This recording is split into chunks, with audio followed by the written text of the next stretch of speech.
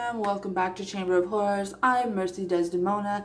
Tonight's picture will be another DBS film. This was recommended to me by another viewer after seeing last week's review, so I thought, hey, why not? Let's give it another go.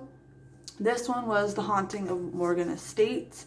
She recommended it to me because I like the paranormal and the mystery movies. So yeah, before we get into tonight's picture, if you like true crime, horror films, weird theories, and you're basically the weird kid grown into weird adults, consider becoming part of the Spooky Fam by hitting the subscribe button, and all of my social media links are in the description below.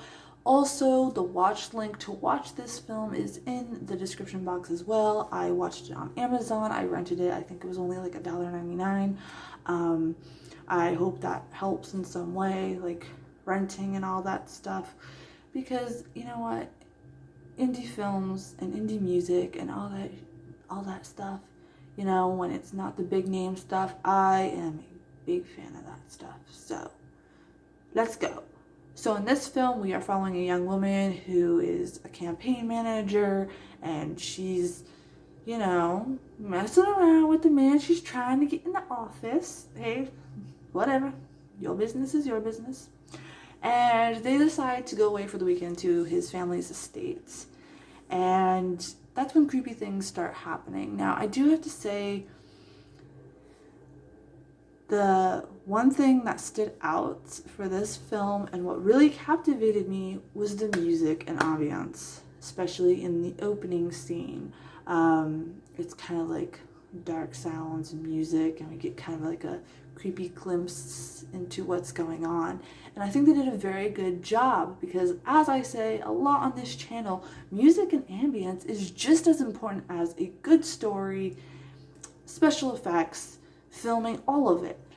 Everybody has their part in creating something awesome. So you can literally have a beautiful scene, shot beautifully, acted beautifully, conveying the story.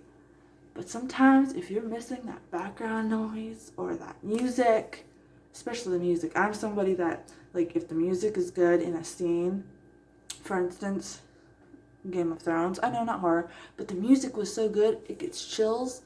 Even the cheesy vibe music that we get in independent films, like, you know, stuff that people create on their own, or just when the ambience is good and I get those chills up my spine, I enjoy that. It really sets the mood. So I do have to give that a 10 out of 10 for this one. The acting in this one, I give an 8 out of 10. It was super believable. Even like the parts where they show an emotion. Now, I don't think anything is going to get a 10 out of 10 because nothing is perfect. But an 8 out of 10 is pretty damn good. You know, and when I do this and I look at films, it's when I'm judging the acting, it always, like, you know, you don't want to watch something where they're robotic. Like, hey, look over there. I see something. I'm so scared. Like, honestly, that would be ridiculous. You do want to see some sort of emotion. Even if it's cheesy, at least the attempt is there. So, yes, and it flowed really well, okay? We're not looking for, like, you know, there's no flow or anything like that. These characters were believable, they acted really well, and I do have to say, the part where she stabbed him and there's actually gore and blood, even though it was a little bit, it's a good thing it was there. Because I remember in the last film, I was saying how, like, the killers and stuff were too clean after doing what they were doing. So this was good to have that little bit, because you don't necessarily need a lot. You can do a lot with very little. So she starts getting weird dreams, and she starts, you know, getting this hunch to look into this mystery of this missing girl. Apparently no police reports were made, and so, and it's because his family is in the industry, and she thinks it's kind of weird, you know.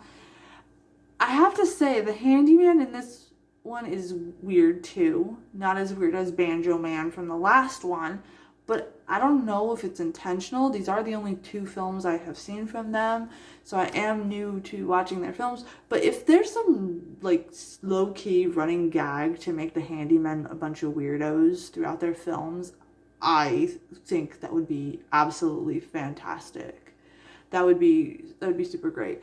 Because this handyman is just like lurking around, and like she runs into him and he's just like, you know, like what normal people do. Instead of being like, oh, hey, sorry, didn't mean to scare you. Let me just, you know, I do that to people. Never approach me in public, man.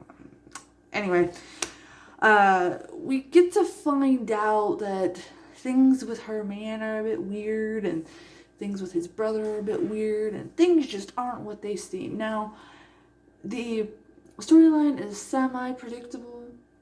However, I do enjoy that we got a little bit of backstory. We got a few characters to guess on what's going on.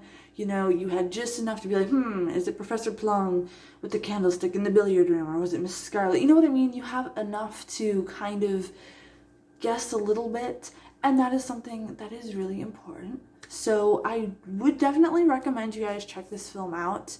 I do think that my friends and Spookyfam who watch the channel and you enjoy cheesy paranormal films, you would enjoy this. So like I said, the watch link is in the description down below. It was $1.99. Thank you for recommending this film. I look forward to checking out more from them as time goes on. Next weekend, join me for a Chamber of Horrors where we discuss some indie horror from the 1970s. It's been a while since we went to my favorite decade for horror. And I will see you Tuesday for some true horrors. And then Thursday for our weird theories on Lizzie Borden. I was supposed to upload them last week. However, I got really swamped at work. I am super sorry. I am trying my best to get on an upload schedule. I am almost done with my office, so I am able to do so. But hey, small production company things, am I right? So, on that note, I am going to see you guys later. Stay spooky, and as always, support your indie filmmakers and actresses and musicians and all that stuff.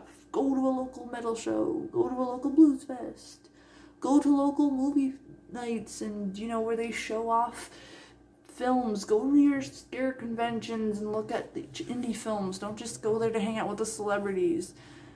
You'll never know what you'll find. I have found some gems, and I still kick myself in the ass for not picking up a copy of a DVD because I can't find them anywhere online. So, yeah, support that stuff. Anyway, I'm gonna go. I'll see you guys later. Bye.